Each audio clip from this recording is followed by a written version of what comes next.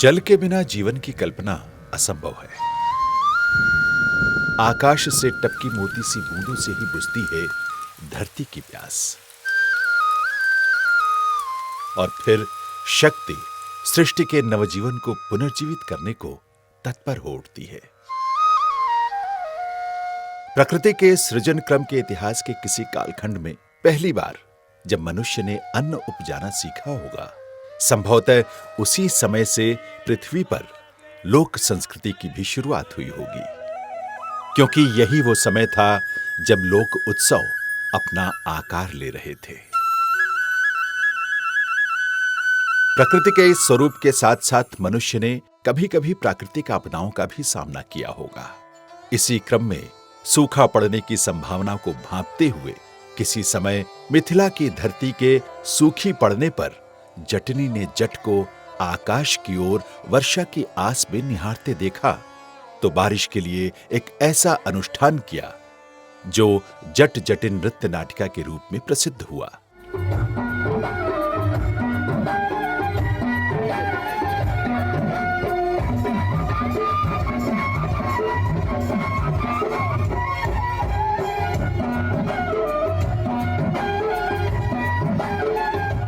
मधुबनी को मिथिला का दिल कहा जाता है। मिथिला के पानी और प्यास की यह कहानी उन स्त्रियों की है जो शिशु के साथ संस्कृति को भी जन्म देती हैं। आज हम सन 2025 यानी विक्रम संवत 2082 में उत्तरी बिहार में बीते वक्त की एक लोक विरासत के बचे खुचे अवशेष ढूंढ रहे थे।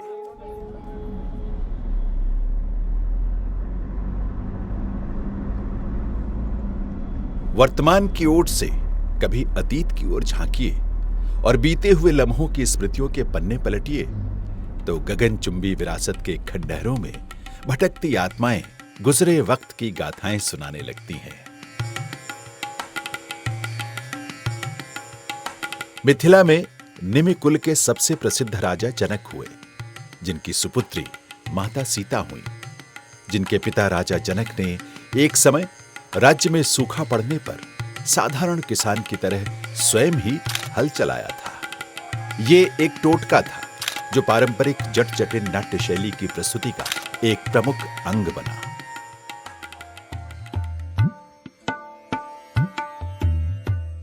सनातनी परंपरा में ब्राह्मणों को देवतुल्य माना जाता है। फिर क्या वजह थी कि मिथिला के जट जटिन गीतों में देवताओं के राजा इंद्र और ब्राह्मणों को भी वर्षा में विलंब होने पर कंठ भर भर कर ताना उलाहना दिया गया?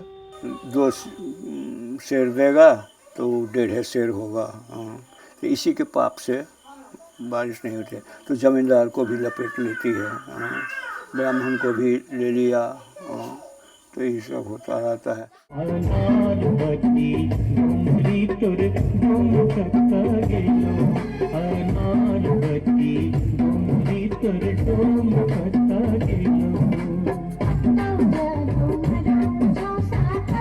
जट जटिन नृत्य नाटिका के रोचक दृश्यों या टोटकों में एक मेढक को पकड़कर ओखली में कूटने का उपक्रम भी है। मान्यता थी कि मेढक को मारने का स्वांग इंद्र को विचलित कर देता था।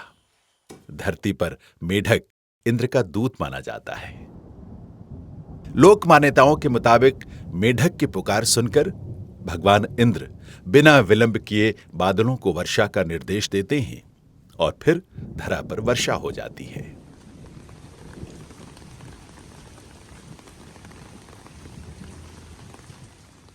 जैसे गाय का बछड़ा होता है ना, बछड़ा यदि भाग गया, वो बोलेगा तो गाय दौड़ती है, तो मेढक जो है वो इंद्र का बछड़ा है। तो उसको वो जब बोलता है मेढक, तो मेढक कैसे बोलेगा, यूँ ही बोलेगा नहीं गर्मी में, तो उसको मारा जाता है, कूटा जाता है। तो वो बोलता है, तब इंद्र कहता है, अरे बादल को भेजता है, जाओ जाओ जाओ जाओ वर्षा करो वहाँ, तो वर्षा करता है। गांव घर में टोला टोला में ये ऐसा होता था कि वो अपना बेंग उंग कूट करके फिर उसको सिंदूर दूर करके उसको दूसरे आंगन में फेंक देती थी। जो वो जो गाली बकेगी, जो बकेगी शुभ माना जाता था। उससे इंद्र भगवान प्रसन्न हो करके बारिश देती थी और सब खुशहाल किसान पहले खेती करेंगे तभी ना लोग खुश रहेंगे। इसीलिए ये किसान का ही था। किसान लोग जो गांव घर के औरत थी वही करती थी। इसी बात को और गहराई से समझने के लिए अब हमें तलाश थी जट जटिन नाच खेलने वाली उन महिलाओं की जिनमें अभी भी उस कला का रस बचा हो, जिसकी ऊर्जा से वो बेधड़क, बेबाक और बेलौस होकर नाचती गाती थी। ये बड़ा दुर्लभ संयोग लग रहा था। मधुबनी में ही सड़क किनारे एक चाय की टपरी दिखी और आखिरकार हमें उन तक पहुंचने का रास्ता मिल गया। सुने जड़ जटिन जैसे सुआ हुआ है, सब लेडी सब गा रही है। किसी को अंगना में जाकर के कोई तौला में लेके फेंक दिया, वो गाली देने लग गया। यही सब जैसे पानी नहीं होता है, ये तो नियम है। जो ये चीज खेलेगा गाएगा तो वर्षा होगा। ये सब कहानी है, सब बनाया हुआ है, ऊपर वाला का देन है।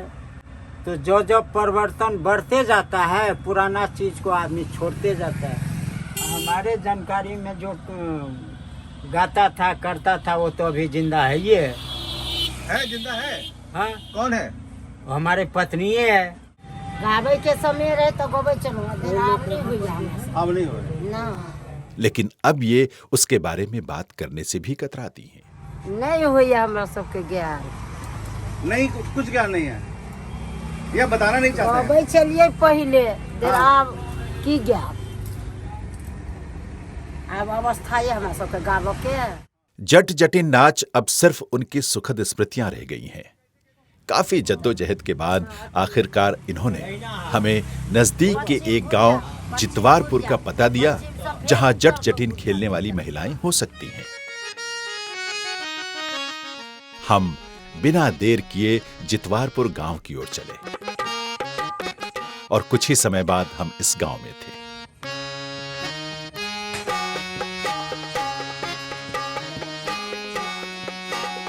बहुत ही साधारण लेकिन सुंदर गांव।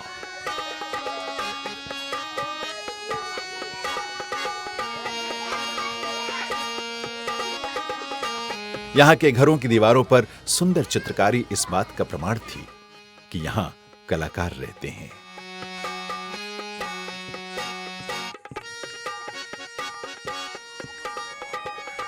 सहज, सरल और सहयोगी स्वभाव के लोगों की इस बस्ती ने हृदय तल से हमारा स्वागत किया। सोनदाई देवी हमार नाम भेल, आ जितवारपुर हमर घर भेल। हम सब पहले से जड़ जटिन खेले छलहुँ, या ई 1 साल से बंद छै, नहीं तो हम सब साले साले गर्मी महीना में हम सब जड़ जटिन खेले छलिए। तो हम सब चाहे छी फेर हम सब शुरू करी, फेर जड़ जटिन हम सब खेली। दोसर पोशाक नहीं, साड़िए पहिर कऽ हम सब से खेले छलिए। आ तौला घैला में गोबर मिट्टी घोरि कऽ से हम सब कोनो दोसर अंगना बुजुर्ग के अंगना में फेंकै छलिए। तो वो बूढ़ी सब गारि दै छलखिन, बड्ड गाली दै छलखिन। तो ओहि गारि के चलते हम सब और मजाक करै छलिए, हम सब फेंकै छलिए। तो या हम सब खेलै छलिए ना, फिर प्लान बना कऽ फिर दोसर आदमी के दोसर अंगना में फेंकै छलिए। तो वो बूढ़ी गारि दैत रहै छलखिन, तो बड्ड नीक लागै छलै। तब खेलै छलिए, हम सब राति खेलै छलिए। या साल हाल से हम सब छोड़ि देने छियै। तो तेन हम एलियन हँ, तो कहलिए हाँ हम सब जड़ जटिन खेलब, 12 आदमी के टीम बना कऽ।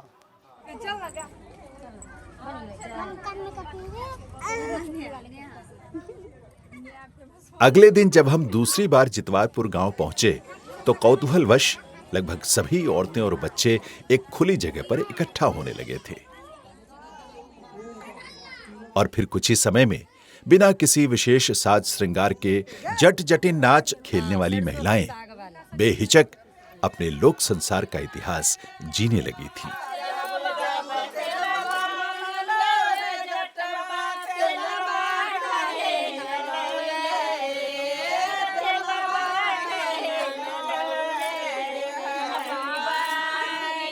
चश्मदीद नई पीढ़ी अपनी ही एक विलुप्त होती समृद्ध लोक परंपरा को पहली बार देख रही थी।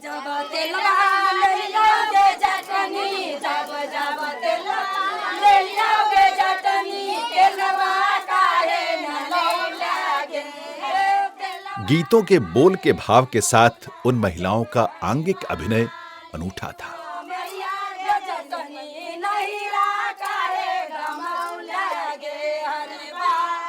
साधारण घरेलू पहनावे में ही एक टोली जट यानी पति और एक टोली जटिन यानी पत्नी का स्वांग करती लड़ती सी लग रही थी, लेकिन इस तकरार में उनके गृहस्थ जीवन का ठेठ प्यार झलक रहा था।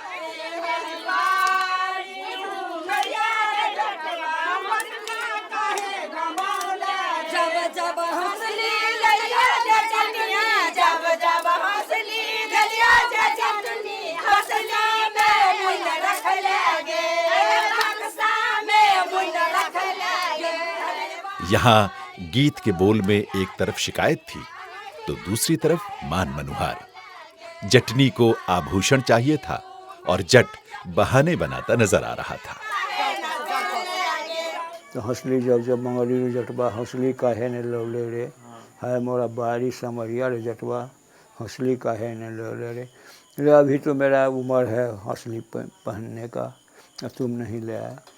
तो वो जवाब देता है हंसली जब जब अनलियो गई जटनी हंसली काहे ने पहन ले गए, मैया तो हर निसुखनी गए जटनी पहनऊ ने जल कर। अरे तुम्हारी माँ जो है सो नहीं पहनने दिया, हम तो ला करके तुमको दिया, तुम तो कोठी पर रख दिया, कहीं पर रख दिया, क्यों रख दिया। तो ये नोक-झोंक होता रहता है। सवाल जवाब जैसे होता था, जैसे जटिन बोलती थी कि जट बोलते थे कि अब हम जा रहे हैं देश विदेश कमाने के लिए, तो जटिन बोलती थी जाते हैं तो क्या क्या लाएंगे, तो तोहरा ले लावे लेबो जटिन टिका रे सिंदूरवा। तो कैसे इसी तरह सवाल जवाब दोनों के तरफ से होता था।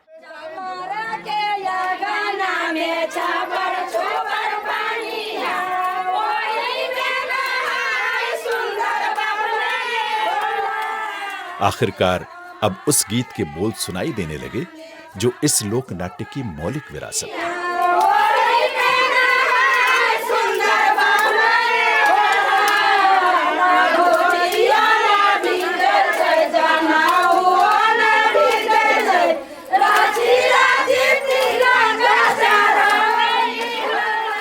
चमार जाति का खत्ता है, उसमें थोड़ा सा पानी है। और वो बाभन जो है उसमें स्नान करने के लिए जाता है, पानी तो है नहीं, न वो धोती खींचता है न धोती क्या न जनेऊ को मांझता है। तो तुमको हे इंद्र भगवान तुम्हें दया नहीं आती है। जट जटिन नृत्य नाटिका के इस प्रसंग के संवाद मिथिला के लोकमानस के साहस की चकित करने वाली अभिव्यक्ति थे।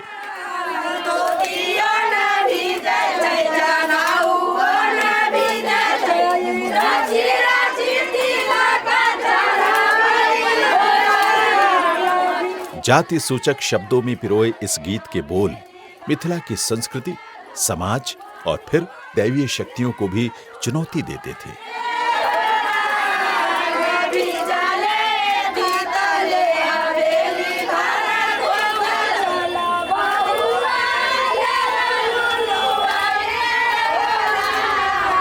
गुजरे जमाने में आषाढ़ माह की पूर्णिमा को जब वर्षा नहीं होती थी, तब मिथिला की महिलाएं ये नाच गाना आधी रात के बाद ही शुरू करती थीं, जब पुरुष गहरी नींद में सोए होते थे।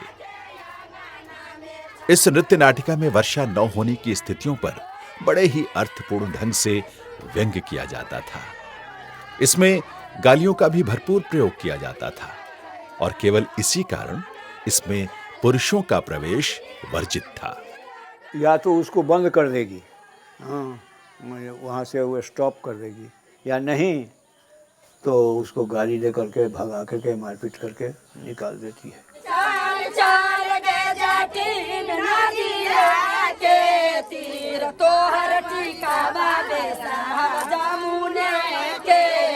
नाच के इसी क्रम के एक प्रसंग में महिलाएं सूखे पोखर या तालाब में हल चलाने का उपक्रम करती थीं। भयंकर सूखे की परिस्थिति में नग्न अवस्था में 2 युवा स्त्रियां बैलों की जोड़ी बनकर हल खींचने तथा एक स्त्री किसान की तरह बैलों को हाँकते हुए हल चलाने का स्वांग करती थी। रोजमर्रा के गहन कामकाज से निवृत्त होकर ऐसे मनोरंजन का मन बनाना जिसमें सामाजिक सरोकार भी हो, सहज अभिव्यक्ति के गीत रचना जिसमें दैवीय शक्तियों को भी चुनौती दी गई हो, चकित करता है।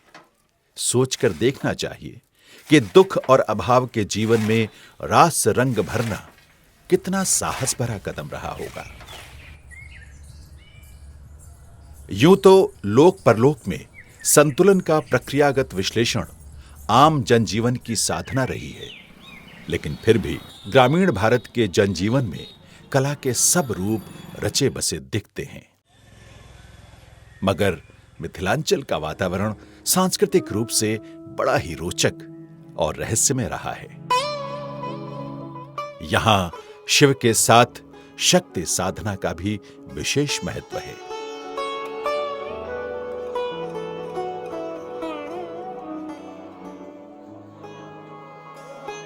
भारत में तंत्र का केंद्र कामरूप कामाख्या की महाविद्याओं की मान्यता भी मिथिला की परंपरा रही है। मधुबनी में ब्राह्मणों के गांव मगरौनी में बूढ़ी माता का मंदिर इसका जीता जागता प्रमाण है।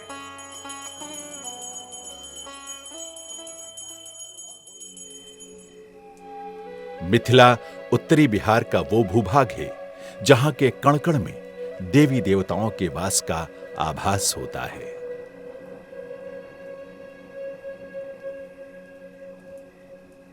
मिथिला में पोखर बहुत हैं और इन पोखरों में मछली पालन यहां लोक जीवन का हिस्सा है।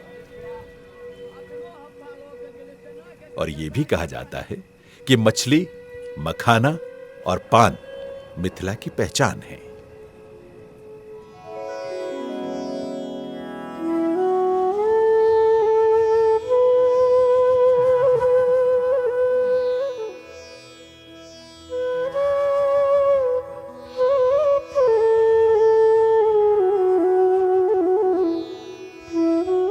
मिथिला की एक और पहचान यहां की चित्रकला भी है। मधुबनी पेंटिंग के चित्रकार मिथिला की कला, संस्कृति, पर्व त्योहार की परंपराओं, देवी देवताओं के चित्रों के साथ जट जटिन नाट्य शैली के दृश्य भी उकेरते नजर आते हैं। हर चीज का कला में कागज पे उतारते हैं, उसको सोच करके बनाते हैं। जैसे इधर जेंट्स रहा, इधर लेडीज रहे, 2-4 उसको मतलब जो इस तरह जो नाच का जो पोज होता है हम लोग देते हैं उस पे। हर आर्ट में होता है, लेकिन मधुबनी पेंटिंग में अब ऐसा होता है। बहुत सारा आपको मिलेगा, हम लोग बनाते हैं। मैथिल के प्रसिद्ध कवि विद्यापति के गांव विस्फी के इस मंदिर की प्रतिमाएं महाकवि के साहित्यिक सृजन की संघर्ष गाथा गा रही हैं। कहा जाता है कि विद्यापति की साधना से प्रसन्न होकर महादेव ने इन्हें साक्षात दर्शन दिया था। इनकी रचनाओं पर आधारित विद्यापति नाम की एक लोक नाट्य परंपरा भी है। मधुबनी के उच्चैठ गांव का ये डीह संस्कृत के महान नाटककार कालिदास की जन्मस्थली है। महाकवि कालिदास के ग्रंथ महादेव सती और महादेव शिव को समर्पित हुए बिना सिद्ध हो सकते थे क्या? शायद नहीं।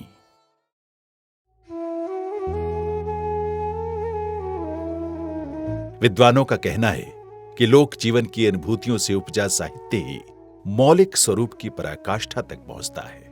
तो एक बार फिर चलते हैं ये जानने के लिए कि मिथिला की महिलाओं की स्वतंत्र अभिव्यक्ति जट जटिन को देखना पुरुषों के लिए अगर वर्जित था, तो फिर इन्हें नाच के बारे में कैसे पता चला होगा? इस प्रश्न का जवाब एक अधेड़ उम्र के ग्रामीण ने दिया, जिसने कच्ची उम्र में जट जटिन देखा था। गाँव में घरे पर थे, यहीं पर हमारी जैसे माँ वगैरह थी, ये लोग अपना या दूसरे माने लोग थे, माने ग्रुप बनाती थी।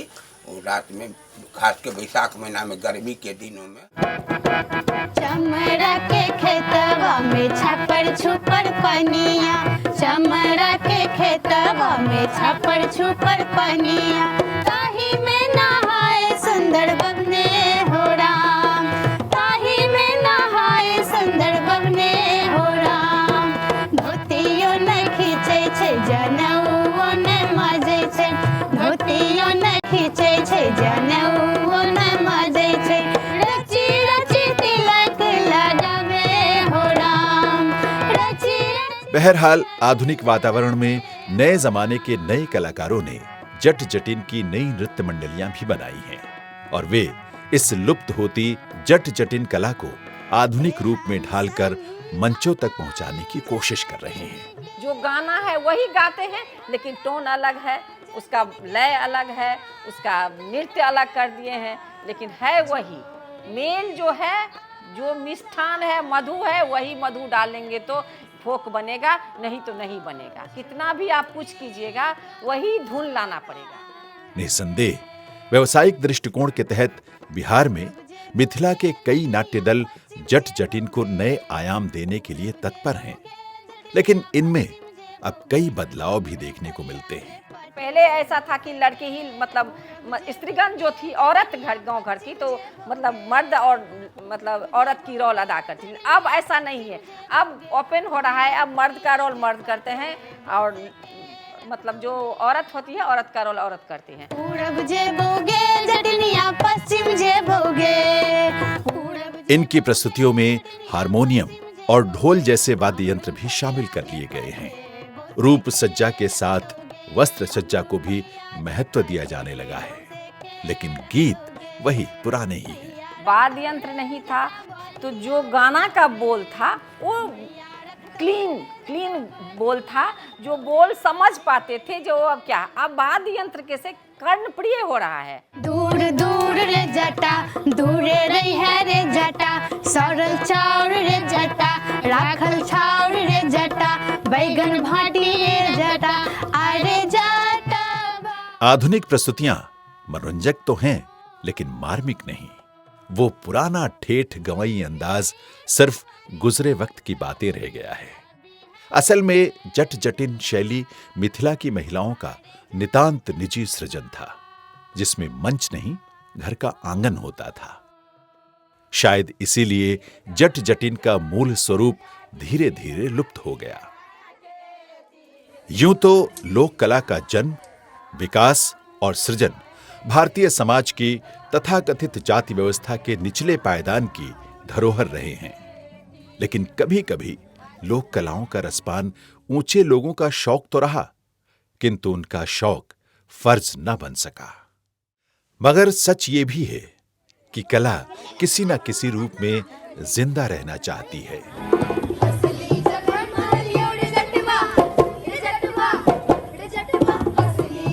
अब जबकि मिथिला की पढ़ी लिखी लड़कियों ने ये बीड़ा उठा ही लिया है, तो अब ये उम्मीद की जा सकती है कि जट जटिन एक नए रूप में याद किए जाते रहेंगे। तपरा था कटोरा इंद्र का, जल रहा था धरा का पोर